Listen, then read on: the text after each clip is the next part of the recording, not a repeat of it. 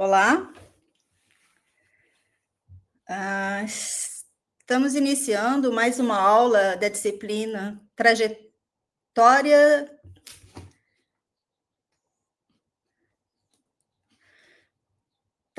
e Desafios Geoeconômicos da China Contemporânea. A disciplina faz parte das atividades do projeto de pesquisa Geoeconomia Verde, Cadeias Agroalimentares e Relações Brasil-China, aprovado na chamada MCTI/CNPq 1624. Trata-se de uma disciplina em rede ofertada pelos programas de pós-graduação em Geografia da Universidade Federal de Santa Catarina, da UniOeste, campus de Francisco Beltrão, Unicentro, de Guarapuava, Universidade Federal do Ceará e Universidade Federal da Grande Dourados. Ministram aulas nesta disciplina os professores Eduardo Von Dentes, da UFC, Fernando Sampaio, da UniOeste, Carlos José Espíndola, da Federal de Santa Catarina, Pierre Alves Costa, da Unicentro, eu, Lisandra Lamoso, da Federal da Grande Dourados, e nós também temos a honra de ter como pesquisadores convidados nessa disciplina Cíntia Neves Godoy, da Eco Sustentabilidade, Isis Paris Maia, da Federal do Rio Grande do Sul, Rafael Bernardo Silveira, do Instituto Federal de Ciência e Tecnologia Catarinense, campus de Camboriú, Fábio Bettioli Contel, da USP, Diego Pautasso, do Colégio Militar de Porto Alegre, e Elias Marco Calil Jabur, que ministrará a aula de hoje sobre nova economia do projetamento. Elias dispensa apresentações, mas eu vou fazer aqui breves linhas, né? Doutor em Geografia, foi assessor da presidenta Dilma Rousseff no novo Banco de Desenvolvimento, também conhecido como Banco dos BRICS, membro da bateria da Unidos de Vila Isabel, importante. Fernando aqui me fez questão de incluir, corintiano de coração, de carteirinha, atualmente presidente do Instituto Pereira Passos, no Rio de Janeiro, pai do Calil, companheiro da Michele Diniz, que, por sinal, fez um belíssimo discurso na homenagem do dia 24 de outubro, quando Elias recebeu o título de cidadão carioca, um estudioso de China há mais de 30 anos, vencedor do Special Book Award of China em 2022, pelo livro China, o Socialismo do Século XXI, com Alberto Gabrielli. Elias, em nome dos colegas do grupo Missão Técnica Brasil-China, eu agradeço e expresso a honra que temos em tê-lo conosco. Para dar início agora, eu só queria justificar o professor Pierre Alves Costa, que é o coordenador da disciplina, ele está em atividade profissional em Foz, então estamos aqui hoje, vamos contar aqui com a presença também do professor Fernando e do professor Carlos. Eu vou passar para o Fernando para a gente já dar início sem mais demoras. Bom dia, pessoal. Eu sou Fernando Sampaio, aqui da UniOeste Francisco Beltrão, e minha fala é muito breve, só para a gente falar um pouquinho da dinâmica, né, para os alunos da disciplina, para os convidados, para aqueles que estão assistindo, né, essa ideia de uma aula aberta. E o professor Elias vai ter aí de 1 hora e meia para falar.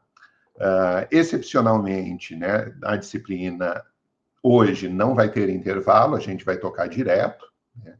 E depois da fala do Elias, a gente vai ter a sessão de perguntas, né? Então, vão ser em blocos, então as perguntas devem ser escritas pelo chat do YouTube e eu transmito as perguntas aqui para o Elias, em bloco aí de 4, 5 perguntas, né? Eu vou tentar agrupar assuntos semelhantes.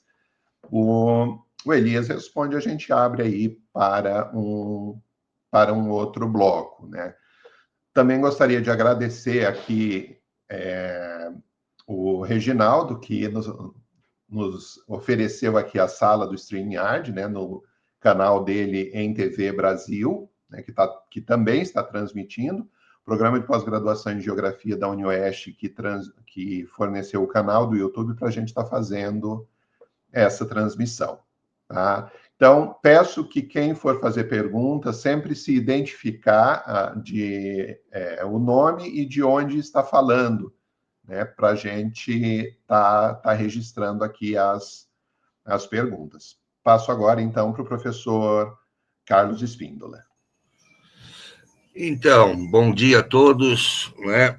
É um prazer imenso, né, nós contarmos com a aula do professor Elias. Então, de antemão, eu queria agradecer de coração, né, o aceite do Elias para participar dessa nossa disciplina em rede. Elias, muito obrigado pelo aceite do convite. Estamos aqui à disposição para qualquer coisa. Passo, então, para o Elias, que imediatamente vai começar a sua fala sobre a nova economia do projetamento. Elias, obrigado, querido. Primeiro, obrigado aí, Carlão, Fernando Sampaio, Carlos Espíndola, Lisandra, Pierre, ou seja, quem está por trás dessa história toda envolvendo essa disciplina, Fábio Contel, pela chance de nós estarmos aqui novamente colocando à prova algumas hipóteses, opiniões, algumas elaborações que nós temos aí acumulado ao longo dos últimos 7, 8, 9 anos, até 10 anos, que estamos tentando criar uma abordagem que nos equipe do ponto de vista teórico para entender a China contemporânea, né, esse fenômeno novo que está aí, né? Então, não é fácil, porque nós estamos sempre lidando com um muro diante da gente, que é esse muro do positivismo, das categorias transcendentais, ou seja, o mundo já existem categorias para compreendê-lo a priori, né? E isso é o oposto de uma visão hegeliana, para quem o conceito se manifesta no movimento real, e aí o papel do cientista social marxista é esse, né? Apreender o fluxo dos acontecimentos, e a partir desse fluxo de acontecimentos, criar categorias e conceitos capazes de entregar para nós uma leitura profunda da realidade, né? Eu acho que isso que nós estamos tentando fazer eu falo que não é somente eu envolvido nesse projeto, tem Carlão, tem Alexis, tem muita gente envolvida na construção dessa teoria, né? Esse é o papel nosso, né? A gente sabe que a vida não é entrar no supermercado e escolher uma teoria que está ali dentro, aplicar na realidade, as coisas não são assim, né? Apesar da heterodoxia e da ortodoxia econômica brasileiras, elas funcionarem muito à base disso, né? Nós tentamos aí, de forma, sem nenhuma falsa modéstia, pioneira, entregar uma explicação de conjunto de uma realidade complexa, e que tem ganho certa repercussão, tem ganho pessoas com entusiasmo pela ideia, pela teoria, e nós continuamos a avançar nessa teoria, porque não para, né? Hoje eu vi uma notícia, por exemplo, na internet, de que a China se transformou, isso tu não sabe, mas isso é muito impressionante, a China se transformou num laboratório de empreendimento de infraestrutura que desafia a natureza abertamente. E nós sabemos que não é desafio, veja bem, que não são empreendimentos que desafiam a natureza. O que está acontecendo é a relação de ser humano e natureza atingir um patamar mais elevado. Né? Ou seja, você transformar o deserto do Gobi em uma grande área de cultivo é uma coisa impressionante, não é?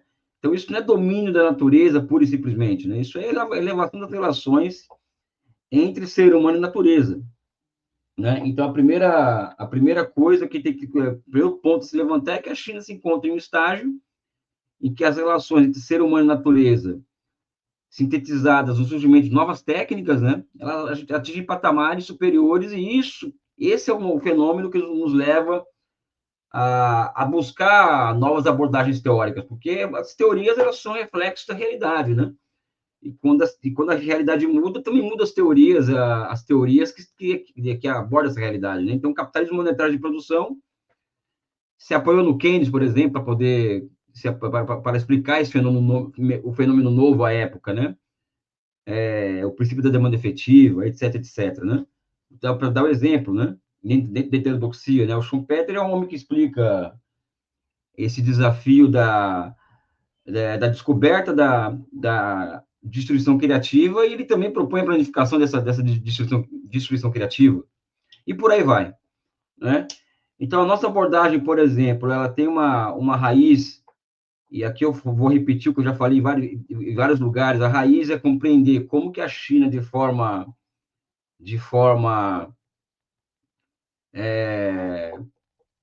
impressionante, ela reage à crise financeira internacional de 2008, 2009.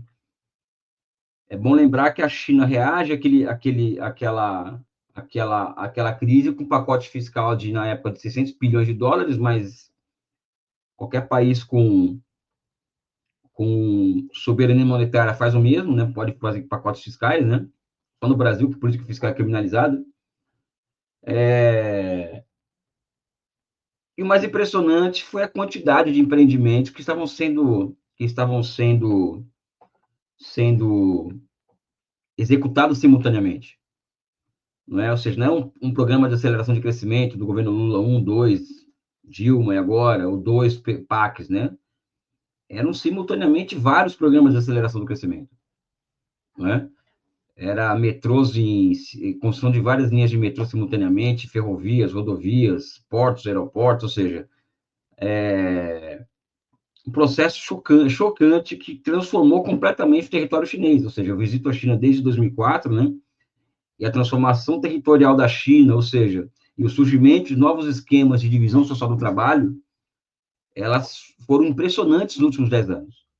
Né? Então, isso coloca a questão para nós de que se existe um outro nível de relações entre ser humano e natureza, né? Nós temos que nos atualizar teoricamente para lidar com esse fenômeno. Não é? E o centro da atualização é compreender qual o nível de elevação da técnica atingido pela China, acho que esse é um ponto, né? E como que essa elevação da técnica ela foi funcional na prática para elevar o nível das relações de ser humano e natureza. Eu falo isso porque, entre um modo de produção e outro, né, o que existe são vários fenômenos que se correlacionam, né, entre a superação de um modo de produção por outro. Um deles talvez seja um dos principais, outro nível de relação de ser humano e natureza. Na prática, por exemplo, o surgimento do arado de boi, por exemplo, ela provoca um aumento da produtividade do trabalho absurda na sua época, né? E ela marca a transição do escravismo para o feudalismo, né? Então, é uma nova técnica que surge, né? E que eleva essa relação ser humano-natureza e também o que leva necessariamente a mudança do modo de produção, porque as relações de produção passaram a ser completamente sem correspondência com as forças produtivas que surgiram aquela época histórica com o arado de boi, né? E assim sucessivamente. O capitalismo é a mesma coisa, né? O capitalismo ele emerge também como elevação da técnica, né, na sua mais alto grau, né, o surgimento do máquina a vapor, essa coisa toda, né? E que leva, entre outras coisas, a unificação do mercado interno inglês, ou seja, o surgimento de uma divisão social do trabalho da forma como nós a conhecemos, com uma divisão muito clara, uma especialização muito clara entre campo e cidade, entre agricultura e indústria, e trabalho manual e intelectual. Né? Então, a China hoje passa por um processo semelhante, nós temos que buscar uma teoria para compreender isso. Né? E essa busca, primeiro quando acontece um negócio desse, a gente entra numa crise existencial, porque é uma característica pessoal minha, eu nunca tive a característica, desde adolescente, de aceitar qualquer coisa facilmente, ou seja, sempre tive dificuldade de absorver facilmente qualquer ponto que chega para mim, né? Então, passou a ser muito complicado, né, eu continuar com as minhas tentativas de entender a China a partir de abordagens heterodoxas, né? Pode ver que muitos dos meus artigos Rangel, Richman, Gerschenkron, Arthur Lewis, Prebisch, ou seja, nada disso, não que não tenha sido útil essas abordagens que a gente tentou criar para entender a China. Muito pelo contrário, eu acho que existiu uma apreensão cada vez maior da nossa parte da teoria econômica heterodoxa, né? Até para compreender que ela não nos entregaria uma abordagem de totalidade para compreender a China. Então, o Schumpeter é funcional para entender a China, mas é funcional para entender uma parte da China. O Minsk é a mesma coisa, entender o sistema financeiro. Agora, o que nós temos que buscar, né, é uma ciência que nos entregue a possibilidade de tomar o todo pelo todo, ou seja, não o todo pela parte. né, que é um apriorismo positivista, né? O que diferencia Hegel e Kant também é isso, né? A possibilidade, segundo os hegelianos, da realidade ser tomada pelo todo. Não somente isso, né? Continuando aqui com essa abordagem um pouco mais filosófica, teórico-filosófica, né? É o desafio, que eu acho que é isso também, que um pouco do mérito nosso, difundir, por exemplo, teoria e história, né? Ou seja, existe uma história acontecendo na China e existe uma teoria sendo construída naquilo ali, né? Então, o desafio nosso também passa a compreender quais são as regularidades daquele processo histórico, e a partir dessas regularidades, construir uma abordagem teórica consequente e de totalidade, né? Existe uma necessidade da fusão entre sujeito e objeto, né? Os positivistas ou os marxistas acadêmicos ou os heterodoxos, eles ficam olhando o objeto de longe, né? E quando você observa o objeto de longe, você não tem como ir na essência do objeto, né? Então, o que faz necessário uma penetração no objeto, uma fusão do sujeito-objeto, de forma que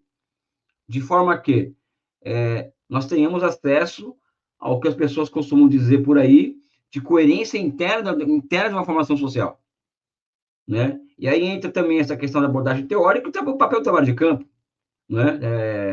Viajar pelo país, conversar com o máximo possível de pessoas, conhecer as empresas, buscar o que existe de similar entre uma cadeia produtiva e outra. Ou seja, isso não é um trabalho fácil, confesso, mas é necessário, né? Então, existe todo o background que é fundamental para entender uma realidade como a China, né?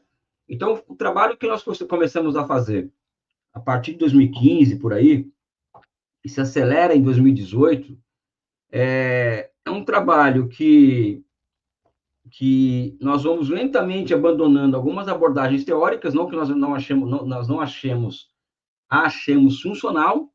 funcionais as abordagens heterodoxas, né? Mas existe sim um rompimento com elas, né? Mas existe o resgate da nossa parte, né? Uma volta ao nosso passado, de quando nós começamos na geografia, com o professor Armen, o professor Milton, né? O resgate da categoria de formação econômico-social.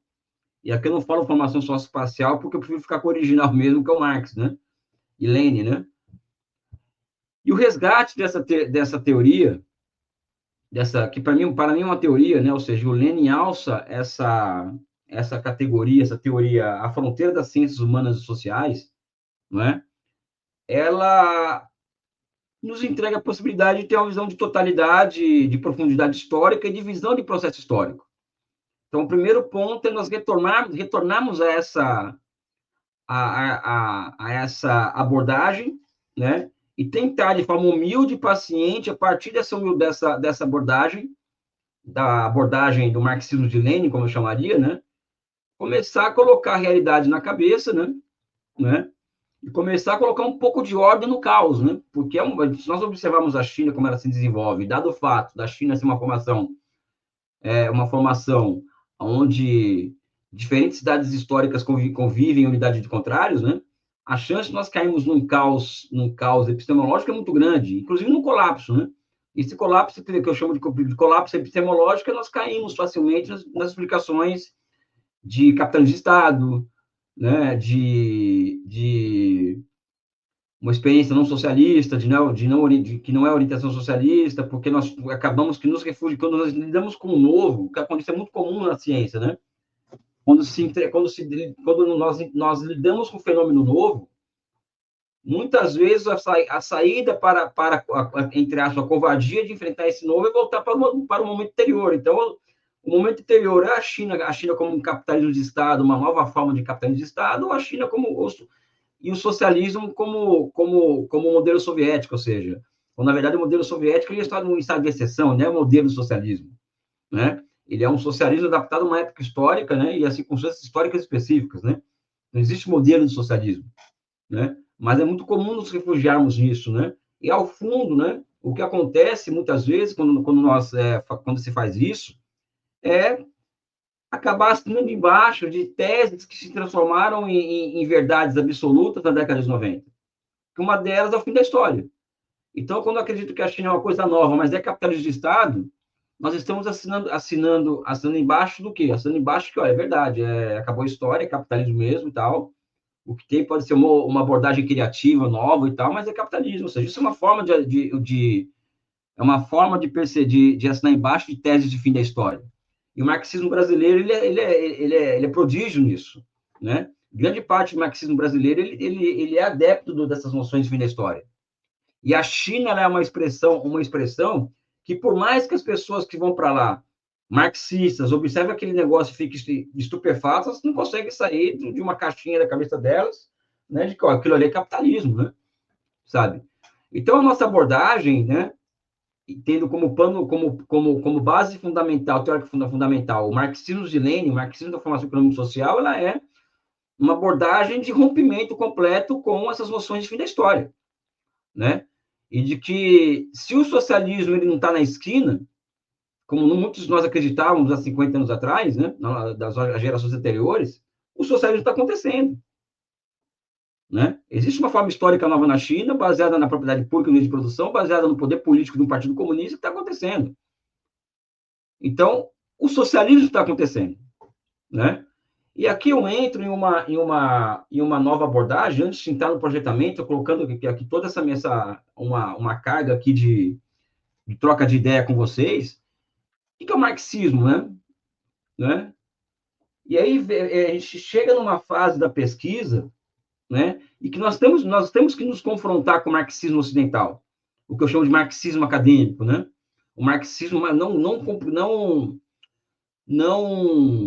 não afeito ao poder político, não afeito à mudança da realidade, né? Mais afeito a questões existenciais, filosóficas, né? Que é o marxismo ocidental, né? A teoria crítica, a escola de Frankfurt, ou seja, esse é o marxismo que é hegemônico na academia e no Ocidente, né? Enquanto que a nossa abordagem, assim, o projetamento, ele é a expressão disso, né? A nova economia do projetamento, ela é a expressão disso, é a abordagem que percebe o marxismo como o quê? Como a ciência do poder político. E como ciência do poder político, ela se diferencia de todas as ciências. Por quê? Porque é uma ciência veja bem, cujo desenvolvimento teórico dela depende da prática, ou seja, a prática política é de partidos comunistas do poder, né? E de partidos comunistas fora do poder, aprendendo as suas realidades e construindo estratégias e táticas como expressões da história de uma formação social, né? Isso é a forma como o marxismo deve se desenvolver, sob o meu ponto de vista, né? Dentro do que o Rangel chamaria de marxismo oriental, né? Ou ciência econômica oriental, como ele chamava, né? Então, a experiência chinesa é uma experiência que deve ser vista à luz do marxismo enquanto poder político, né? E a nova economia do projetamento como expressão desse marxismo enquanto exercício do poder político. E aqui também entra algo que passa muito batido para as pessoas, porque as pessoas falam de socialismo com características chinesas. Pessoal, é muito simples e sem ser simplista, ou seja, não existe marxismo no abstrato. O que existe é o marxismo que entra uma realidade e se adapta a ela, entendeu? Sabe? Se adapta iluminando aquela realidade. Então, o marxismo na China ele é um marxismo que acaba se transformando em parte de um todo que envolve o pensamento nacional chinês. E é o marxismo que se funde com o confucionismo, com o taoísmo, que é a própria história da China. Mesma coisa o desafio brasileiro aqui. O desafio brasileiro nosso aqui é construir o marxismo adaptado às nossas condições, né? Que é o que o Rangel nos entrega, em certa medida, né? Uma visão brasileira do marxismo. Não existe marxismo no abstrato. O que existe no abstrato é o liberalismo, que a partir de leis a priorísticas você compreende o mundo inteiro, desde como diz o Engels, da Terra do Fogo até a Bolsa de Valores Nova York, ou seja, o marxismo é a ciência da economia política das formações econômico-sociais, né? O Engels diz isso no Anti-Dürer em algum momento também, né? Então, aqui nós já colocamos um muro entre nós e um monte de gente, ou seja, não é fácil, né? Se impor uma realidade intelectual baseada nessa situação que nós vemos hoje, né? Fim da história, mudança de base da teoria do conhecimento, ou seja, a teoria do conhecimento ela passa por um processo, por uma contra-revolução na década de 90, em que e que a base dela passa a ser um pós-modernismo, um neopositivismo pós-moderno, ou seja, negação da história e da política, né? Então, a moral ela substitui a história, por exemplo, né? E enquanto que a totalidade objetiva, que era a base do treino do conhecimento, ela desaparece enquanto tal, né? Até que até hoje a dificuldade que nós temos de entregar para os alunos, de fazer os alunos, nossos alunos compreenderem a centralidade da história e da visão do processo histórico é uma coisa que é absurda, chega a ser chocante a nossa dificuldade em relação a isso. Então, nós enfrentamos todas essas barreiras para entender a China, além também, né, de muitos pesquisadores sobre a China, né, estarem completamente atrelados, completamente ligados, completamente entregues a uma visão eurocêntrica da China, ou seja, uma visão que você imagina, você já imaginar a China socialista já é um absurdo, né? E ainda mais construir uma visão da China a partir de uma teoria brasileira criada no Brasil, ou seja, uma teoria do projetamento. Isso aí é completamente contrafluxo do mundo hoje, né? Você colocar Inácio Rangel na conversa, pessoal, para entender uma realidade que não é brasileira, isso aí é uma coisa que não é fácil, inclusive entre os rangelianos, entendeu? Sabe? Isso não é uma coisa fácil. E não somente isso, né? Reconstruir o pensamento do Rangel, né? Ou seja, o Rangel ele trabalha com uma estrutura teórica, ele trabalha com uma abstração inicial, mas como que isso acontece hoje? Porque ele separa plano e projeto, nós não separamos plano e projeto, né? Nós já encaramos o projetamento como uma fusão do plano e do mercado, né? E já entregamos essa abordagem nova aqui, né? Ou seja, o projetamento projetamento e planejamento não são coisas separadas, são coisas que se fundem junto com a planificação do mercado, né? E a restrição cada vez maior à ação da lei do valor, que acontece principalmente em 2017, o que abre muito mais margem de ação para o projetamento, né? Ou seja, não é uma operação fácil. Mas voltando aqui agora, ao início de tudo isso daí, né? Nós retomamos essas categorias, essa ciência da categoria de formação econômica e social, né? E aqui, Alberto Gabriele, na Itália, já estava trabalhando com isso. Eu apenas retorno, vamos dizer assim, a algo que já era iniciado em 2010, algo que o Carlos Espíndola acompanhou muito bem, né? O Carlos Espíndola foi praticamente dos meus... Só um minuto, pessoal, isso aqui é prefeito aqui.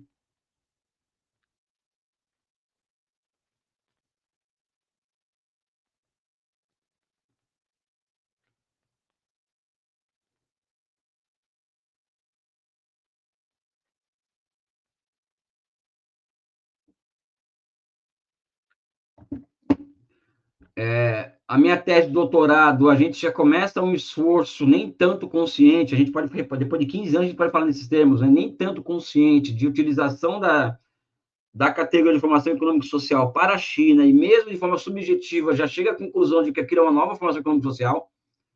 Então, isso já é uma coisa presente na minha tese em 2010, né, de doutorado, e vira um livro logo em seguida, já é algo presente, mesmo que na entrelinha, de que aquilo ali é uma coisa nova, evidente que naquela época eu não tinha a capacidade que eu tenho, a capacidade que eu tenho hoje, que não é essas coisas também, de compreender uma realidade como a China, mas já avançamos muito naquela tese. E o Alberto Gabriele, na Itália, já estava escrevendo sobre isso. É quando nós nos encontramos, eu li um texto dele, fui atrás dele, demorei 5 anos para conseguir falar com ele. Né?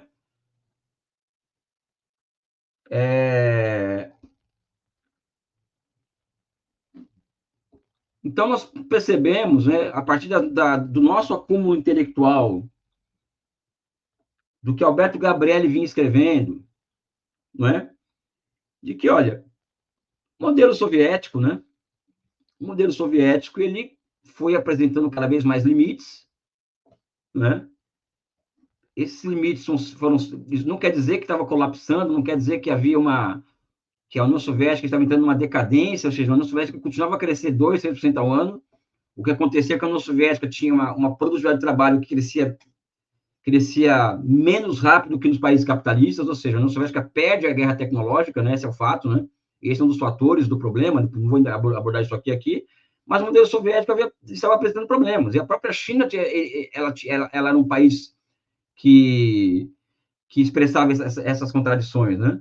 A China, por exemplo, na década de 80, é um país muito pobre, apesar dos imensos avanços sociais, industriais, mudança estrutural da economia, mas era um país muito mais pobre que a Coreia do Sul. A Coreia do Sul, Japão, Taiwan, Hong Kong eram países mais... Taiwan é uma província, né? Que estavam à frente da China em simplesmente todos os quesitos, né? Fora a União Soviética, Japão, ou seja, a China estava no processo, desde 49, desde o rompimento com a União Soviética, de busca de um caminho próprio, né? Para o seu país, né? Um caminho próprio de desenvolvimento. Então, a história da China, até 78, é a história de um caminho próprio, da busca por um caminho próprio. E aqui eu acho que existe um pulo do gato que nós damos que é a ideia de que o socialismo na China, em 78, ele se reinventa através de instituições de mercado. E essas instituições de mercado, elas são o que, basicamente? Elas são resultado da chegada ao poder de Deng Xiaoping, e o Deng Xiaoping percebe, né, que os camponeses pobres fizeram a revolução de Mao Tse-tung, e os camponeses médios, ou seja, baseado em Bukharin, baseado em Lenin, ou seja, os camponeses médios poderão ser o motor da revolução que eu quero fazer para a China. Não é? E não somente esses camponeses médios e a liberdade de eles empreenderem, vamos dizer assim, no fundo, não é o empreendedorismo do Pablo Marçal, o empreendedorismo no sentido, inclusive, de financiar suas pequenas inovações tecnológicas ali, né? Ele se agrega com instituições que eles importam da Coreia do Sul e do Japão, que é a internalização do Estado desenvolvimentista, né? Que é japonês. Então, ali, nós já começa-se a perceber a constituição do quê? De uma nova formação econômico-social, né? De caráter socialista. Então, hoje no nosso livro, por exemplo, nós colocamos, tem Cuba é socialista, Coreia Popular é socialista, mas é uma outra forma histórica, né? Diferente da China, do Vietnã e do Laos. Né? Então, a concessão para os camponeses da liberdade de comércio, por exemplo, né? A possibilidade de se apropriar privadamente do excedente, o surgimento de Township and Village Enterprise, ou seja, novas formas históricas de propriedade na China, a possibilidade a possibilidade de joint ventures entre Estados chineses e empresas estrangeiras, ou seja, isso abre, pessoal, uma miríade de novas formas de propriedade no país, né, que passam a operar segundo leis próprias, né, vamos dizer assim, e unidade de contrários. Né? Daí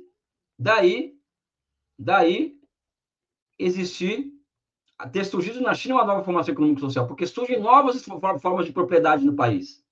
E essa é a base de uma formação econômico-social, os diferentes modos de produção que coexistem entre si ali, com um modo de produção sendo sobressalente aos outros.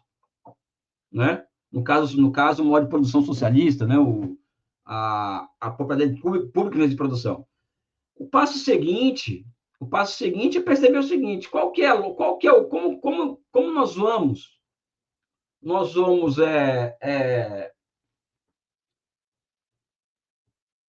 encontrar uma lógica de como funciona essa dinâmica entre as diferentes formas de propriedade na China. Aí tem essa coisa do dualismo do Arthur Lewis, por exemplo, sabe? Que é uma abstração fundamental para compreender o processo de desenvolvimento, que é o que depois o Celso Furtado tenta adaptar ao Brasil, o Rangel dá um salto de qualidade, mas aquela coisa do Arthur Lewis do moderno arcaico, em uma economia que se alimenta a partir do esvaziamento do setor tradicional da economia, é fundamental, ou seja, uma imensa abstração essa daí. Só que na China acontece isso a partir de 78, né? Em uma economia já industrializada e planificada, ou seja, traz outros elementos de análise para nós. Né? Então, o nosso desafio passou a ser, né? E aqui, de certa forma, um pouco solitário, né? Com a ajuda muito do Luiz Fernando de Paula, né? como que essa dinâmica dessas diferentes formas de propriedade, né, elas explicam, né, e elas nos entregam a dinâmica da própria formação econômico-social nova e a coerência interna dessa formação econômico-social nova. E aqui o Rangel já começa a comparecer mais ainda, ou seja, o Rangel fala daquela história, olha, a história do processo de desenvolvimento é a história de dois setores da economia que vão se revezando na consecução de tarefas econômicas. Mas o segredo não é ficar nesse insight do Rangel, é desenvolvê-lo, né? Então, nós percebemos o quê? Né? A partir de 78 até hoje na China, nós percebemos que existe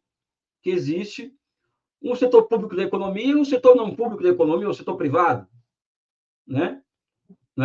E esses dois setores que vão tomando formas históricas diferentes, tanto o setor privado vai mudando de cara e conteúdo, e o setor público também muda de cara e conteúdo ao longo do tempo, né? E os dois são as formas mais acabadas, porque existem outras formas históricas de propriedade na China. Uma das características da China é que ninguém consegue quantificar a quantidade de formas de propriedade que existe no país. Existem dezenas de formas de propriedade no país, cada vez mais baseada na propriedade pública, né? Então, nós fazemos um processo de abstração, condensa o que não é fundamental e ficamos com o fundamental. Então, existe um fortalecimento qualitativo do papel do Estado na economia, na China, a partir de 78. Isso aqui nós já começamos a bater de frente com noções de que fala que a China estava se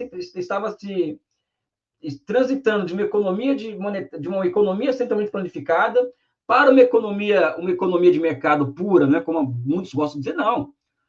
O que existe é o seguinte, essa formação econômico-social nova, ela bate na porta do mundo e fala, eu quero fazer parte dessa brincadeira mundial aí de capitalismo, entendeu?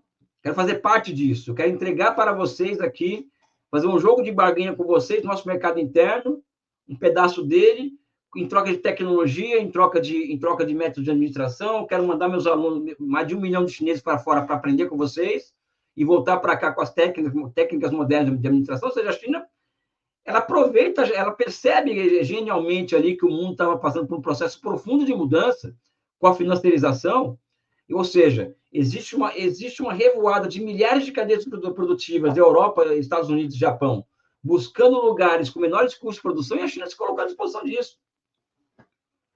Venham para cá, só que é o seguinte, como a necessidade deles é menores custos de produção, e a nossa é tecnologia, vamos fazer um jogo. E o mundo aceitou o jogo que a China prometeu, que a China entregou. Ou seja, não foi o capital estrangeiro que salvou a China, foi as condições que a China impôs ao capital estrangeiro operar lá dentro. Não é? Então, a China ela passa a operar em nível de sistema capitalista internacional, não é? E toda a sua base produtiva pública ela tem que se adaptar a essa nova ordem. Uma ordem onde a lei do valor ela opera no mundo inteiro. Daí o chamado metamodo de produção do meu livro, nosso último livro. Não é? Então, percebe-se, pessoal, que a China vai inaugurando, isso aqui foi regularidade, assim, muito clara. A China vai inaugurando, ao longo dos últimos 40, 50 anos, ondas de inovações institucionais, em que o privado ele aumenta seu papel do ponto de vista quantitativo, ou seja, o número de empresas privadas na China é muito maior do que o setor público, tanto é que as pessoas falam que a China é capitalista porque o setor privado da economia ele é muito maior que o público, né? Só que o papel do Estado na economia e das empresas públicas foi aumentando do ponto de vista qualitativo. E aqui, pessoal, não me esqueça da pergunta fundamental. Como a China consegue o que ela conseguiu, né? E tem conseguido hoje? Esses feitos, esses momentos de Sputnik. Essa é a pergunta-chave. Não é mais ser socialismo ou capitalismo. A pergunta-chave passa a ser essa. Como eles conseguem fazer isso? Como eles conseguem esse negócio aí? Como eles conseguem alcançar esse patamar? E aqui, pessoal, observando a dinâmica de público e privado, e observando a forma com que o setor público da economia vai evoluindo ao longo do tempo, porque esse é o ponto fundamental, ou seja, é um setor público baseado no modelo soviético, ou seja, um modelo que tinha ojeriza a inovação, não é inovação, né? Ojeriza a destruição criativa por conta dos custos sociais desse processo, não é? Para uma economia em que ela tem que introduzir, nesse setor público da economia, mecanismos de destruição criativa. E não somente isso. Essas empresas, elas tinham que ser empresas, de fato. E não uma empresa com 10 papéis. Produz tênis, ela dá previdência social para os trabalhadores, saúde, educação, não. Elas vão ser empresas. Elas vão ser empresas. Daí surge, a grande contradição e o fosso social que surge na China com a quebra da década de 90 de praticamente todo o setor público de saúde, setor público de educação e de aposentadoria, inclusive. É as dores do parto do surgimento de uma coisa nova. Então, o processo histórico para compreender esse projetamento chinês, ele passa pela compreensão do processo de corporatização das empresas estatais. A transformação das empresas estatais chinesas em empresas orientadas ao mercado. E ao mercado mundial, porque nos anos 2000 a China lança o Going Global, ou seja, que é mandar as empresas para fora, ou vai para fora ou morre. Né? Então, em 94, surge uma reforma fiscal que muda tudo na China. Né? A reforma fiscal, o nome da reforma, é uma reforma muito abrangente. Em que se toma a decisão, por exemplo, de iniciar um gigantesco processo de fusões e aquisições no setor público da economia, em que um terço das grandes empresas das empresas estatais se fundiram em 199 conglomerados empresariais estatais, né? Uma outra terça parte faliu mesmo, que o Estado deixou quebrar, e a outra terça parte foi privatizada mesmo, né? Que é a base dos bilionários e tal, sabe? A dor é delícia do novo, né? Não tem feio, ruim, bonito, cachorro, gato, não é? A dor é delícia de construir o novo. E as contradições desse novo. Então, em compreender esse projetamento, é compreender o surgimento desses 199 grupos, e hoje são 96 conglomerados empresariais. Pessoal, o que é um conglomerado? Conglomerado é a empresa-mãe e as suas subsidiárias, né? O que significa que a China hoje ela tem 96 conglomerados do princípio ativo da Petrobras. 96, pessoal. Fora os conglomerados provinciais, falando aqui dos nacionais. E surge um marco institucional, que é a SEIC, a SASAC, para operar os interesses do Estado dessas empresas. Que eu chamo de manager do socialismo de mercado. Então, esse sistema empresarial, né? Ao lado, também surge ao lado desse sistema empresarial um sistema financeiro complexo, capilarizado, baseado primeiramente em 4 bancos públicos, né? 4 grandes bancos setoriais de desenvolvimento, só que hoje são 144 bancos em todos os níveis. Aqui na década de 90 você já tem o quê? A base fundamental para uma economia monetária de produção, porque o capitalismo e o socialismo são economias monetárias de produção. Então, você tem conglomerados públicos de um lado e tem um sistema financeiro que vai crescendo e se capitalizando cada vez mais. Aliás, eu tenho até doutorado agora sobre isso. Um sistema financeiro que vai se capitalizando e complexificando ao longo do tempo. Baseado em 144 instituições de crédito.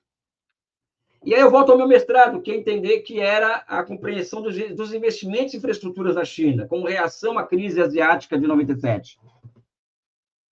E aí, depois de muito tempo, eu percebo, olha, o que a China faz em 99, com grande desenvolvimento do Oeste, né? Com aquela política, é basicamente o quê? Um ensaio geral de uma intervenção em massa do Estado na economia.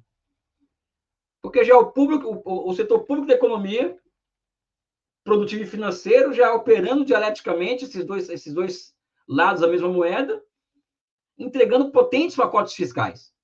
E desde então a China não para de fazer pacote fiscal, não para de exercer o domínio, para si mesma a sua soberania monetária? Porque é o seguinte, na China, a moeda, pessoal, a moeda é um bem público planificado de Estado. E o lado planificado da moeda, ou seja, é a criação de moeda e ter como contrapartida bens e serviços. Então, cria-se moeda em contrapartida para Xangai, em 20 anos, sai do zero estações de metrô para ser a maior malha metroviária do mundo. Não é?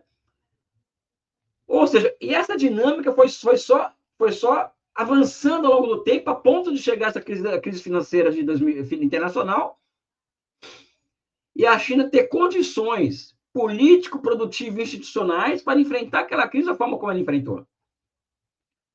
Aqui poderia só ficar com o Keynes e acabou, né? Ou seja, o Keynes explica muito bem isso, ou seja, formaram uma economia monetária de produção, e aí os caras foram lá e fizeram o que tinha que fazer, que é pacote fiscal. Mas não explica o todo. O todo, assim, a velocidade com que a China opera o seu território, a velocidade com que se muda e se transforma o território chinês e de forma planificada. Por quê? Eu confesso a vocês que até hoje ainda falta uma compreensão da minha parte do todo, né? Como aqueles caras conseguem tirar 200 milhões de pessoas do campo e colocar na cidade em 10 anos? Isso, pessoal, é a utilização do mais alto grau da inteligência de uma sociedade para fins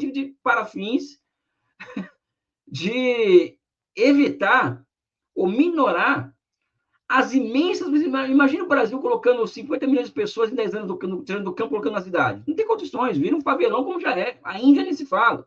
Eles colocaram 200 milhões, pessoal. Né? Ou seja, é uma coisa nova. E aqui eu entro na fase dessa economia em que eu entro aonde?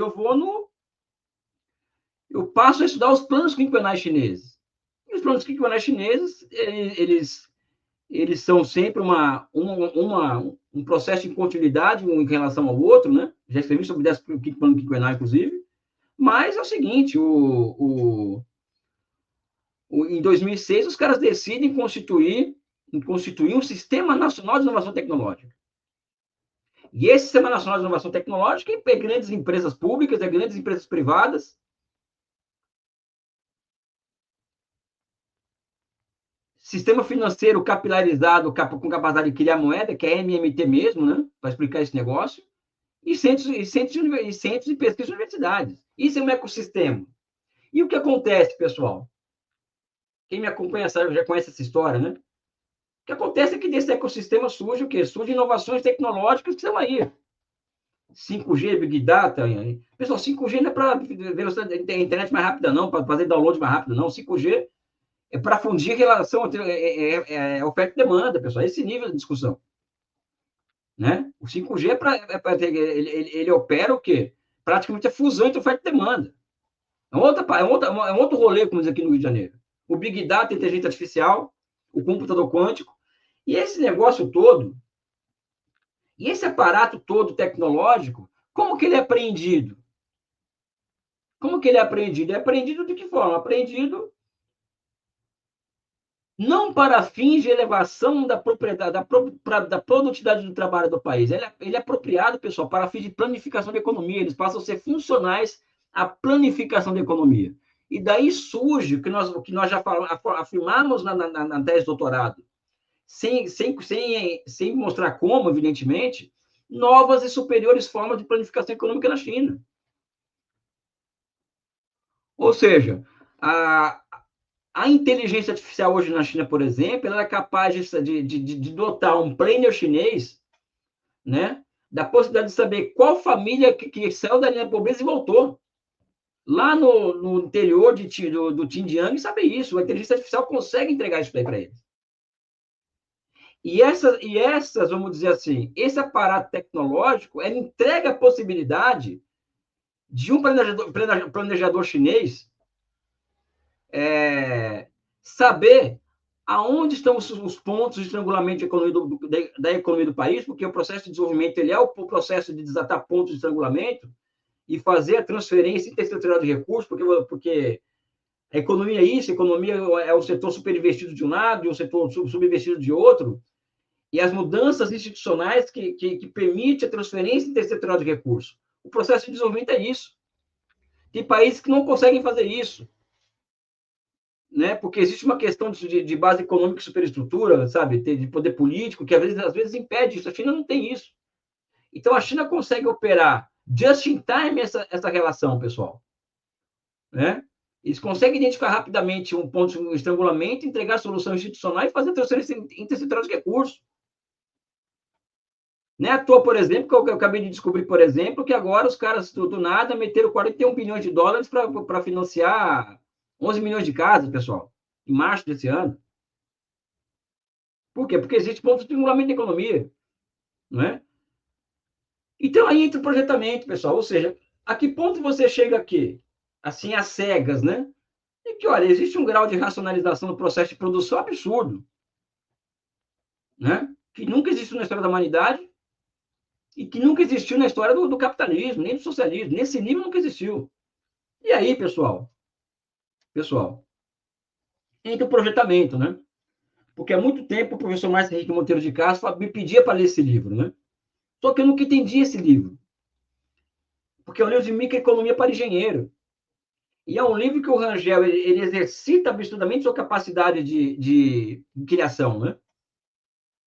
Somente na 8ª leitura do livro que eu comecei a entender, ou seja, o Rangel parte do projetamento ele é baseado em 2 categorias.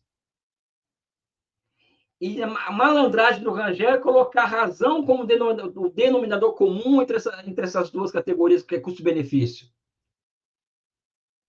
E não o lucro empresarial.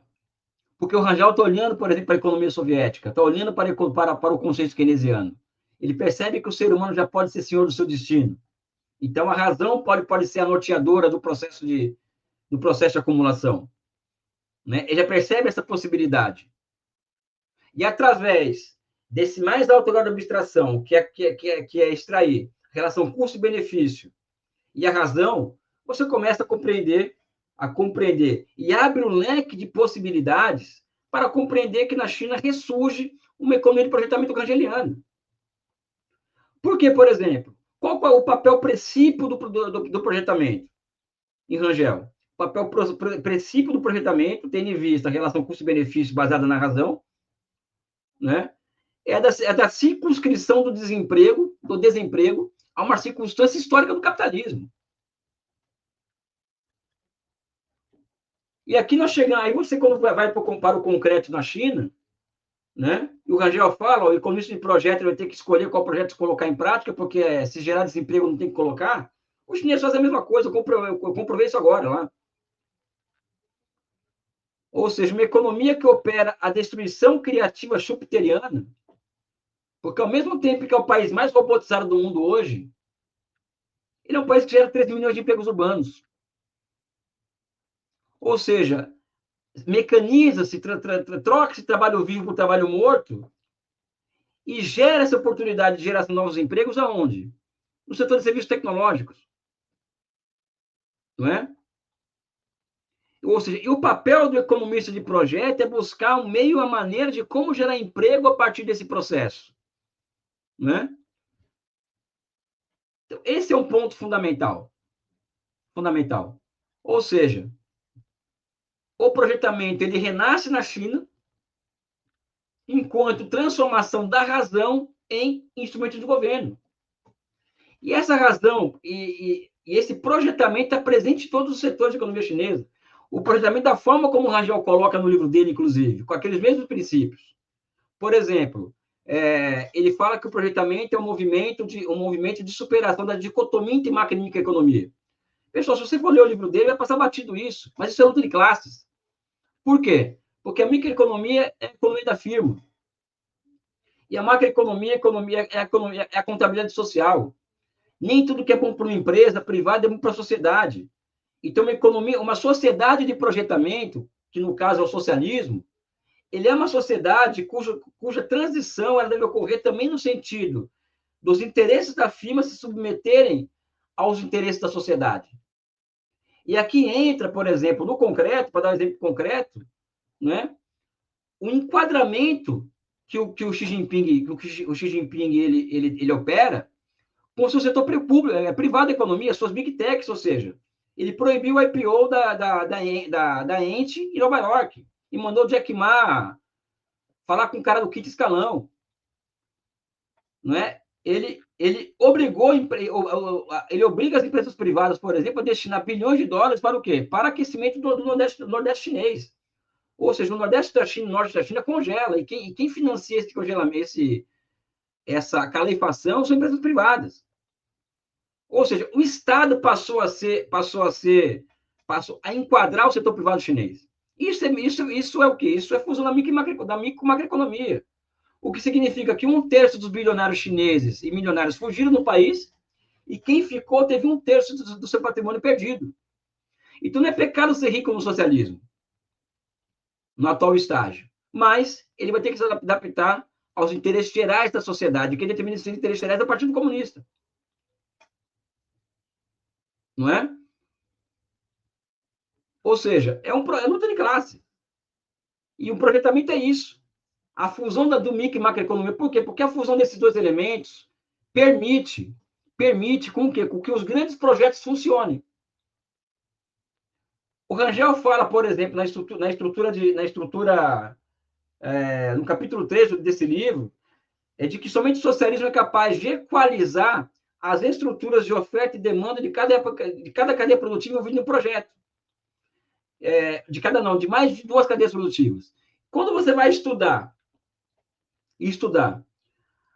o projeto de eliminação da pobreza extrema na China, o que você percebe ali? Você percebe várias cadeias produtivas envolvidas naquilo, com estruturas de oferta e demanda, e cada uma delas operando de forma quase que como uma música entre uma e outra. Ou seja, isso é uma coisa que é absolutamente nova, entendeu? Isso eu estudei, vai ser meu próximo livro, isso. É por isso que explica por que a China consegue, em 20 anos, entregar 45 mil quilômetros de trem de alta velocidade. Porque existe uma equalização das estruturas de oferta e demanda de diferentes cadeias produtivas do país. E é evidente, né, que esse projetamento novo chinês tem uma vantagem que em relação ao soviético, né? Uma apropriação e superação que é a grande propriedade pública de meio de produção e de finança. E ainda nessa questão da micro e macroeconomia, o que acontece? Como que se dá essa fusão? Também. Por duas maneiras. A primeira, o avanço do setor público da economia sobre o setor privado, o que transforma o setor privado chinês, na minha opinião, em setor não público da economia. Porque o setor privado chinês hoje, ele tem há 5 anos atrás, tinha somente 5% das suas ações controladas pelo Estado. Hoje, a grande propriedade privada chinesa tem mais de 30% das ações sob controle das suas ações sob controle do Estado, e um CEO do Partido Comunista sendo consultado sobre decisões de investimento. Olha só, pessoal. Empresa privada, pessoal. Então, ela está mais para não público do que privada, ou seja, existe um processo que existe a empresa privada operando enquanto capitalismo selvagem na China há 40 anos, até essa empresa privada que é hoje completamente subsumida aos interesses do partido, da sociedade e do Estado. Isso aqui é o projetamento. Isso aqui, pessoal, é o básico do objetivo central de uma economia de projetamento, que é a fusão da micro e macroeconomia. E é evidente, quando o Rangel fala em razão, nesse texto dele, nós temos que ir às últimas consequências, pessoal. Né? Pessoal, é a razão que opera, pessoal, essa capacidade absurda de se tirar 200 milhões de pessoas do campo e colocar na cidade. Casa, emprego, saúde, educação, esgoto, não é? É a razão que opera a possibilidade de se gerar 13 milhões de empregos urbanos ao ano. É a razão que entrega a possibilidade de construção de gigantescos projetos que mudam e moldam aquele território. Não é? E aqui, como existem várias formas de propriedade que estão ali em unidade de contrários, mas cada vez mais se fundindo e se subsumindo completamente a propriedade não pública, a propriedade pública, o potencial de projetar aquela sociedade, aqui já enquanto uma forma superior de planificação, ela aumenta porque a lei do valor ela passa a operar cada vez menos ali. Ou não será verdade, por exemplo, que somente o país socialista é capaz de entregar 45 mil quilômetros de alta velocidade? Por quê? Porque não existe processo de valorização do valor nessa história. porque mais de $1 trilhão anuais na China é para subsidiar metrôs na China e subsidiar esse tipo de transporte. Não é lucrativo. O capitalismo entrega isso daí. E, por fim, pessoal, o que eu queria trazer para vocês aqui, que eu acho que é um pouco novo e que eu ainda estou elaborando esse negócio, né? Que é o surgimento dentro, ou seja, o projetamento ele surge dentro, como parte dessa nova formação econômica e social, e dentro do projetamento surge uma dinâmica interessante, que é a seguinte: também existe uma parcela da heterodoxia gigantesca que diz que a China está desenvolvimentista de tipo asiático. Não está errado, pessoal. O que acontece agora, sob o meu ponto de vista, é que a China ela absorve todas as características desse Estado desenvolvimentista asiático, menos a visão weberiana, né? De que existe uma separação de Estado e empresa, de que existe uma burocracia insulada. Não, isso não existe. Que manda o Partido Comunista. Mas a China absorve todas essas características e ela absorve e dá um salto de qualidade, ou seja, não development state development, ou seja, não existe isso mais na China. Existe um Communist Party-led development, ou seja, um desenvolvimento liderado pelo Partido Comunista. Por quê? Porque o Partido Comunista está cada vez mais presente em todos os polos da sociedade, do processo de produção de finanças, e mais do que isso, que é uma outra característica do projetamento rangeliano, original lá, de 59, que é a possibilidade da China, do Estado chinês, ter o controle do seu organismo econômico como um todo, e ele consegue introduzir de forma consciente elementos de contradição no seu econômico. E ao introduzir esses elementos de contradição, o que acontece? Isso gera esse movimento. Esse movimento gera o quê? Gera uma mobilização da sociedade para a solução das contradições em torno desse movimento. Ou seja, gera esse crescimento econômico, pessoal. Desenvolvimento. E o que é essa contradição introduzida de forma consciente? Pode ser uma tecnologia. Por exemplo. Por quê? Porque, cara, o próprio processo de desenvolvimento passa a ser um processo guiado conscientemente no mais elevado grau. Através da capacidade de introdução consciente de elementos de contradição no seio econômico. Isso é a China hoje. E isso é o projetamento original rangeliano. Né? E que está acontecendo. Aí você vai para a agricultura, você vê isso, tá o Carlão, o Roberto, vendo esse negócio aí, Marlon, tá o Fernando, em tudo quanto é canto na China existe essa elevação absurda da capacidade de planejar, né? E a incorporação, aí falo de todos. Se vocês leem o livro do Rangel, o pessoal não leu, né? O pessoal que me critica não lê esse livro. Mas se você for estudar esse livro do Rangel e observar o concreto na China, a China aprende tudo aquilo ali. Não é porque eles leram o Rangel. É que o Rangel se antecipa aos fatos, né? Ele olha longe. E a obrigação nossa aqui não é transformar o Rangel em um deus, não, em canonizar, é dar consequência ao que ele produziu naquela época, né? Por isso que a China hoje é um projetamento novo, com outras características, né? Sob a forma de uma máquina de previsão muito grande. Já construiu uma máquina de previsão muito grande. Olha, pessoal, uma máquina de previsão, simultaneamente, a China adentrar ao mundo capitalista, fazer parte do mundo capitalista financeirizado, onde a instabilidade ela passa a ser uma constante, não uma coisa cíclica de cada 25 anos, não. Onde a cada 3, 4 anos é uma crise financeira mundial.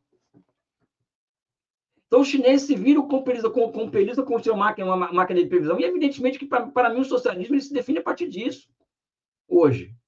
É uma forma histórica, né? Que não aboliu a propriedade privada ainda, não aboliu a mais-valia, não aboliu nada disso. Só que ela se apresenta diante de nós como isso, como a transformação da razão em um instrumento de governo. E é isso que o Rangel estava descrevendo em elementos de economia do projetamento. Então, o Rangel, para terminar aqui, já passou de 1 hora, o Rangel renasce na China, pessoal. Isso não tem que ser motivo de briga entre nós. Tem que ser motivo de comemoração. Ele renasce na China. Ou seja, nós estamos conseguindo, para terminar, pegar um pensamento original brasileiro e dar universalidade a esse pensamento original brasileiro, que está sendo aceito na China, tem artigo publicado na China sobre isso, está sendo aceito lá, né? Enfim, eu acho que eu falei demais, né? Eu vou ficar por aqui. Agradecer Carlos, agradecer Fernando, a nossa querida professora da Universidade Federal de Grandes Dourados. Estou emocionado de falar com vocês aqui, evidentemente, porque é toda hora, né, que eu falo para amigos, né? Roberto César, né? É isso, pessoal. Forte abraço, beijo no coração de vocês. Valeu.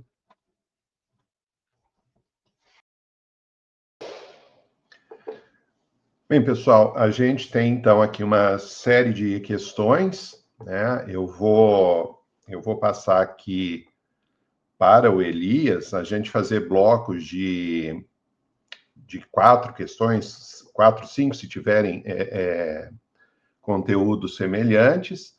A gente passa para a resposta do Elias e um outro bloco, dependendo aí da possibilidade do Elias, né? Elias me avisa aqui no chat até quando você pode, aí a gente vai gerenciando aqui as questões, né? Então, vamos iniciar aqui, né, a primeira pergunta aqui do Osmar Fabiano Filho, né, se Elias, se puder... Eu respondo e bate pronto, para mim é mais fácil do que pegar um bloco, entendeu? Pode ser? Pode ser, então. Eu vou mudando aqui conforme você vai respondendo.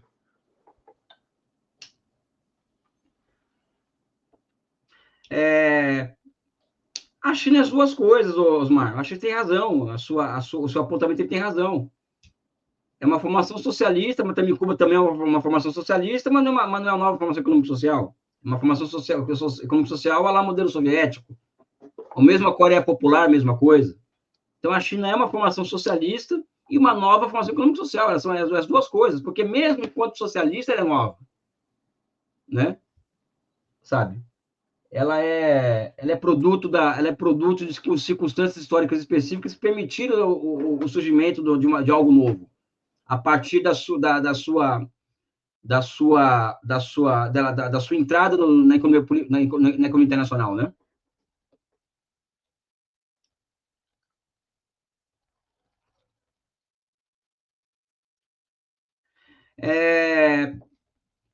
O espaço rural, ainda, a questão que as pessoas confundem muitas vezes, ou seja, a China tem ainda 30% das pessoas, 35% vivendo no campo. Só que essas pessoas que estão no campo na China hoje, elas não estão empregadas diretamente na agricultura mais.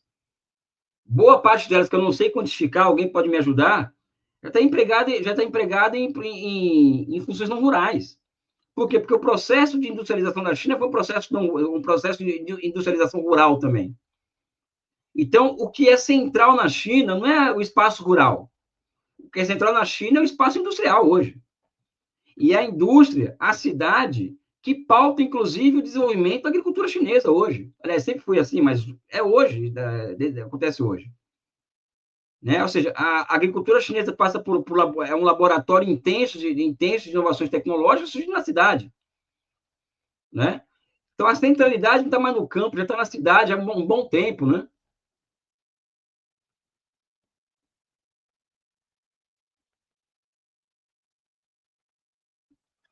Cara, o Brasil, como pensar, como fazer o Brasil... Pessoal, o Brasil é outra coisa, pessoal. Não tem nada a ver com a China. Aqui a nossa tarefa é derrotar Bolsonaro, o bolsonarismo em 2026, para manter o que está aí, pessoal. Olha só, para vocês terem uma ideia. É outro rolê, pessoal. É uma outra coisa.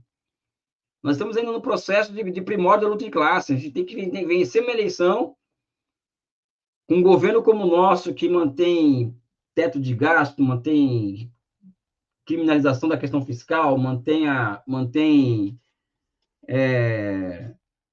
Banco Central independente, ou seja, porque tem coisa que pode ser pior, ou seja, a gente está longe de uma revolução socialista que entregou para a China a possibilidade desse negócio aí. Né? Próximo.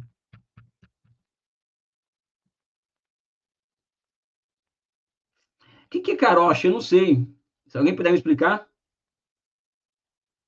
Como a economia de projetamento que superou a miséria atua agora para superar dialeticamente o karoshi?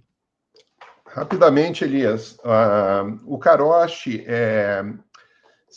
está tendo estudos agora no Brasil em relação a, pegando esse conceito que é japonês, que é a morte por extenuação de trabalho ou as doenças causadas, né, pelo excesso de trabalho, né, seja o trabalho intelectual ou seja o trabalho mais físico mesmo.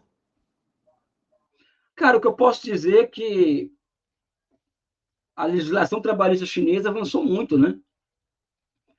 Ela avançou em conformidade com a elevação das ações produtivas, né? Agora, uma coisa que é impressionante, né? Eu morei na China 2 anos quase, as pessoas trabalham loucamente na China. Eles têm uma outra relação com o trabalho diferente da nossa. Não estou aqui justificando superexploração, nada disso.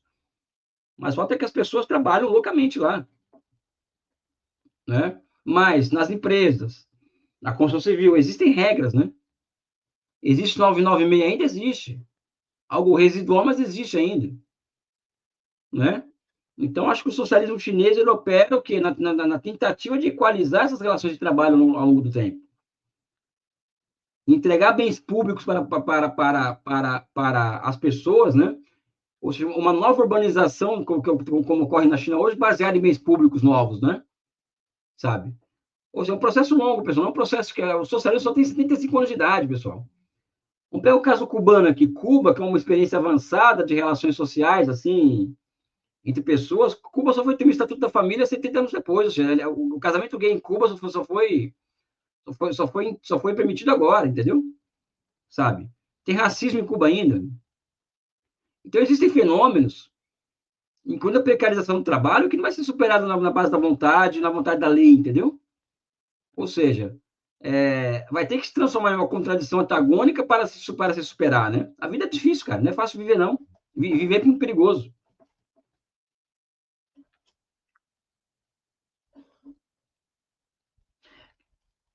Roberto, totalmente, Roberto. Se você ler aquele texto Marx, Fragmentos sobre as Máquinas, né?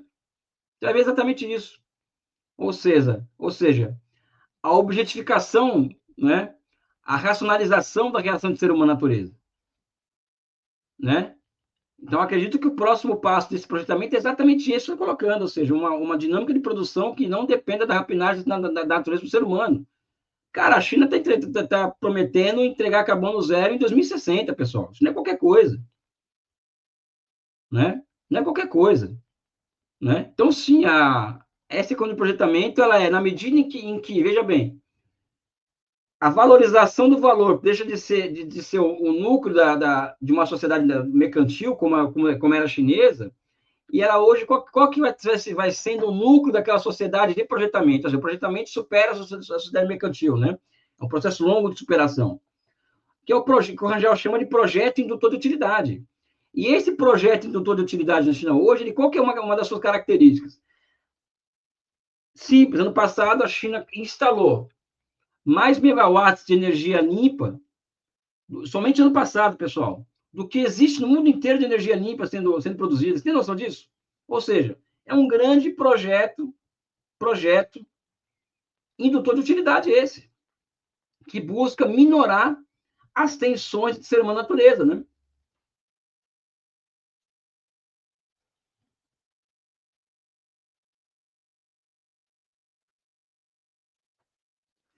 Eu acho que Coreia do Sul menos que Japão, mas é hostil, né, pessoal? O Japão, principalmente, é hostil, porque Japão e Estados Unidos, né? Não é Japão, é Estados Unidos, né? Hostil. Coreia do Sul mais interessada do que Japão, porque Coreia do Sul, a Samsung depende do mercado chinês, né? Mas é uma relação tensa. Aquele Sudeste Asiático é muito tenso, pessoal. Vocês não têm noção, é muito tenso. Por quê? Porque tem uma forte presença americana, ou seja, tem mais de 100 bases militares americanas cercando a China, inclusive na Coreia do Sul e no Japão. Né? Então, é um local do mundo muito tenso, né?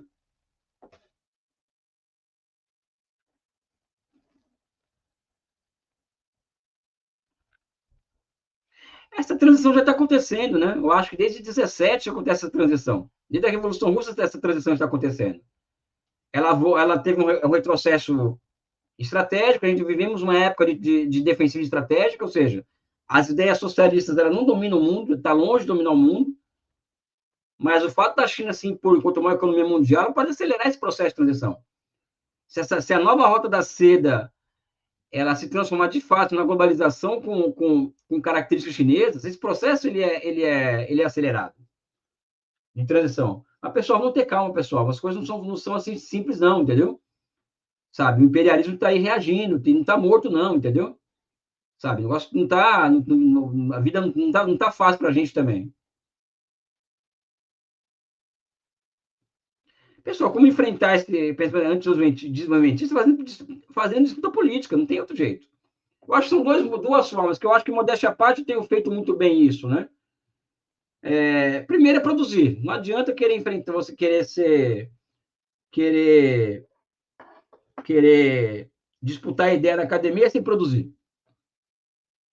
E é produzir para revistas que têm alcance nacional, internacional, né? E o segundo é fazer disputa política, pessoal, né? Sabe? Então, é fazer disputa política e produzir. Não adianta ficar na UFSC ou na UniOeste sem contato com o mundo, desculpa que me assista, sem contato com o mundo, entendeu?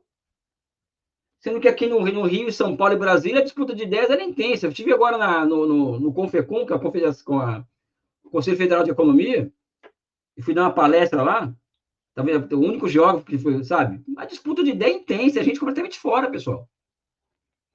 A minha, vamos dizer assim, crítica a Santa Catarina é um pouco isso, ou seja, ter virado uma igreja esse negócio aí, que não sai daí as coisas, entendeu? Nós não nos relacionamos com ninguém fora de Santa Catarina. Nem com pessoas que pensam diferente da gente, mas também pensam igual em muita coisa. Nós não vamos conseguir impor o nosso pensamento, né, brigando com todo mundo, ou achando que ninguém presta. Eu já comentando com o Carlão, o seguinte, eu tenho hoje uma visão da teoria da dependência muito mais amigável do que eu tinha 10 anos atrás, ou seja, eu não concordo em tese com aquilo, né? Mas tem elementos de verdade na teoria da dependência. Ou seja, nosso DNA é dependente, vamos dizer assim. Ou como o Carlão fala, a dependência relativa e absoluta, ou seja, mas a teoria da dependência tem muito de verdade ali. A CEPAL tem muito de verdade. O Furtado é um gênio, pessoal. Essa coisa de a gente ter passado a vida inteira nossa achando que o Furtado é um nada e o Rangel é tudo, está errado, pessoal. Isso é mesquinharia intelectual. Furtado é um gigante de pensamento econômico mundial. Eu prefiro o Rangel, ponto. Mas nós nos negarmos a ler esses autores, porque falaram para a gente que não presta, pessoal, isso é absurdo, pessoal. Você não vai disputar a hegemonia do pensamento nacional se você não lê esses caras. Não lê e não entender esses caras. Nós passamos 20, 30 anos aí sendo educados a não ler ninguém, é só ler o Rangel. Que ali está a verdade, a vida, tudo ali não é verdade isso, pessoal. Não foi o Rangel que inventou a roda. Talvez o Rangel foi o que melhor compreendeu a roda. Mas não é só ele, não, pessoal. Tem muita gente boa, tem Maria da Conceição Tavares. Genial, pessoal. Bessa Pereira, um baita pensador. Beluso, genial. Escola de Campinas, com todos os limites deles. Então, tem muita gente de alto nível ali, entendeu? Muito pensamento nacional sofisticado ali dentro. Não é só o Rangel, entendeu? Para mim, o Rangel é o melhor. Ponto, é o mais completo. Né? Mas é isso. Falta produzir, interagir mais com as escolas de pensamento, com outras escolas de pensamento, com gente que pensa diferente da gente. E não ficar trancado numa igreja em Florianópolis, na geografia da UFSC, achando que nós somos a resistência e ninguém presta, pessoal. Eu estou fora disso. Completamente fora desse negócio.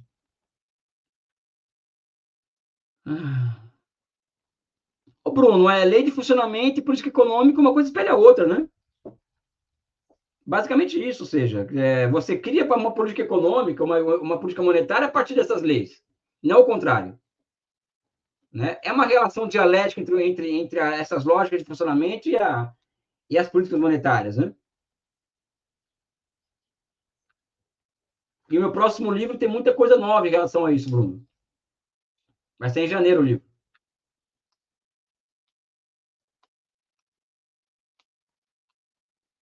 O que mais, pessoal? Acho que não tem diferença de estratégia da China na África do Sul, na África e na América Latina. O que existe é que os africanos são muito mais inteligentes que os latino-americanos. Nós estamos nos contentando em vender soja, minério de ferro e petróleo para a China, né? Enquanto os africanos deram basta, né? Não, aqui não, acabou. Vamos exportar commodities, vamos fazer isso, tá? Mas vamos querer indústria, querer parceria industrial, corredor industrial, né? O grau de unidade africana em relação ao que eles querem para o mundo é muito impressionante. E o que eles querem da China, né? E agora, a América Latina está muito atrás dos africanos, né? O que a América Latina está buscando é quase que ser colonizada pela China. Esse porto de Xangai, por exemplo, aí pode ser uma bênção e pode ser uma maldição também, né?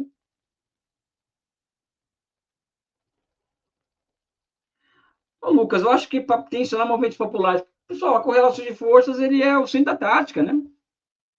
A gente não está num momento de ofensiva revolucionária no Brasil, infelizmente, não estamos.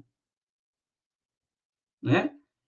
E a situação revolucionária, pessoal, ela está fora do nosso controle, ela vai surgir na medida em que surgirem condições objetivas e subjetivas, ou seja, uma esquerda que não pensa no Brasil vai criar uma situação revolucionária como? Modo paliativo, ou seja, uma conciliação de classes, também um equívoco estratégico. Pode ser, mas é o que temos para hoje, pessoal. Eu sou muito objetivo, eu sou muito materialista, sou muito objetivo. Eu não sou conformado, mas eu sou objetivo. A minha obsessão em 2026 é derrotar o bolsonarismo e a extrema-direita. Essa é a minha obsessão. O resto é depois. Eu posso estar enganado? Posso estar enganado. Muito enganado. Posso estar sendo revisionista, sei lá, recuado, mas a minha visão, a minha obsessão é derrotar a extrema-direita em 2026. Não, eu acho que existe uma projeção externa do projetamento. É só você ver essa capacidade que a China tem de planejar milhares de intervenções simultaneamente mundo afora, pessoal. Sabe? São 1,5 trilhão de dólares em projetos sendo executados no mundo afora. Ou seja, isso é projetamento da veia. Né?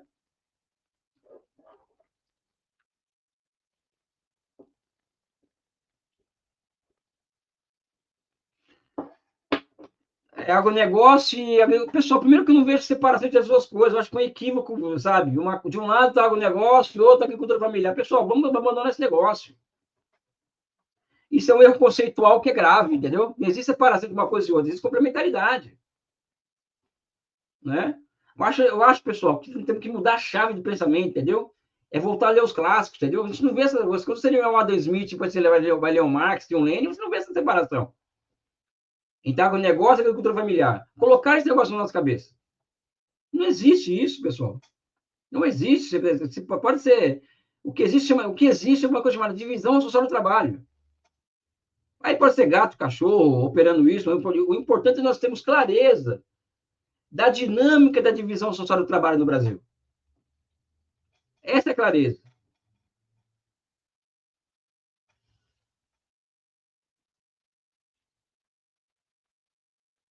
Roberto, é uma resposta que você vai ter que entregar, cara. Como o projetamento enxerga a transformação da sustentabilidade em commodities, não é isso? Cara, o projetamento ele é a superação disso, né? Ou seja, a China, por exemplo, ela entrega uma economia de carbono zero em 2060 sem nada disso. Ou seja, o que você está falando é o seguinte, é commodity financiarização,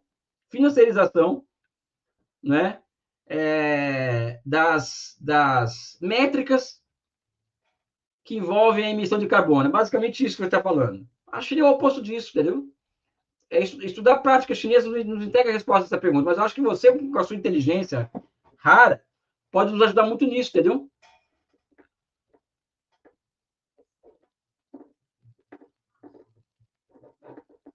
O que mais, pessoal?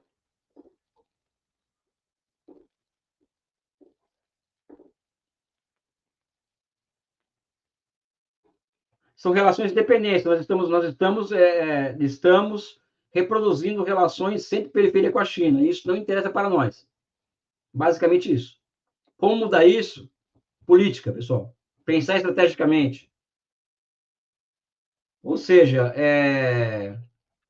a transformação da nossa commodity ativo estratégico seria um ponto primordial para trocar por indústria, por exemplo, ou investimento em infraestrutura. Obrigado, Pedro. O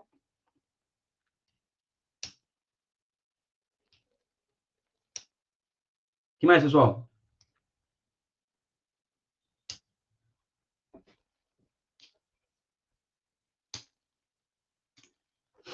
Acabou, Fernando? Acho que são só essas. O restante aqui a gente tem alguns comentários, né?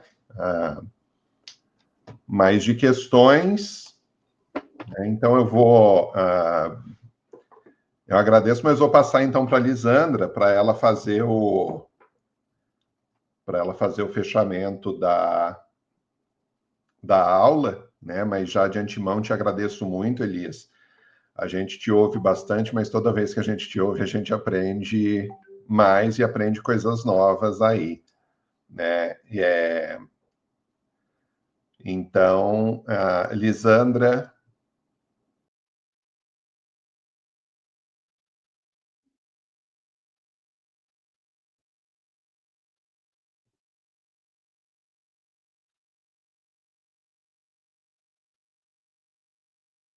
Oi, Lisandra. Lisandra, você Tô está no, sem tô no som. mudo, já liguei. São anos fazendo isso errado. Elias, obrigada. É um furacão de ideias. O que cabe agora para a gente é colocar a meninada para aperfeiçoar, estudar, aprofundar o debate, ler os clássicos, ler textos mais densos, mais complicados e mais difíceis, né? Sair dessa superficialidade, porque senão também a gente nem consegue acompanhar o seu raciocínio. Você está bem anos-luz de uma boa parte da academia. Queria agradecer a pessoal todo que colaborou aqui, aos alunos, aos presentes, aos discentes, docentes da disciplina, a comunidade do YouTube, que vai aproveitar dessa transmissão aqui ad eternum, tá? Elias, obrigada, tempo precioso, volta lá para os perrengues. Eu quero agradecer também a Elisandra pela oportunidade. Eu sei que a vida é difícil muitas vezes, eu não consigo dar conta, às vezes, de vários pedidos que chegam, mas vindo de vocês não teve como escapar, né? Até pelo carinho que tem por vocês.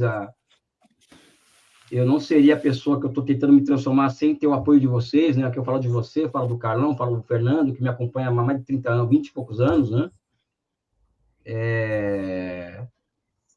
Nosso mestre Armen, evidentemente, né? Sabe? Então, acho que conte comigo sempre, entendeu? Obrigada, podemos encerrar, Fernando. Então, Elias, só pedir que eu pulei uma pergunta aqui, mas acho que é uma resposta rapidinha. Se você puder, aí a gente encerra.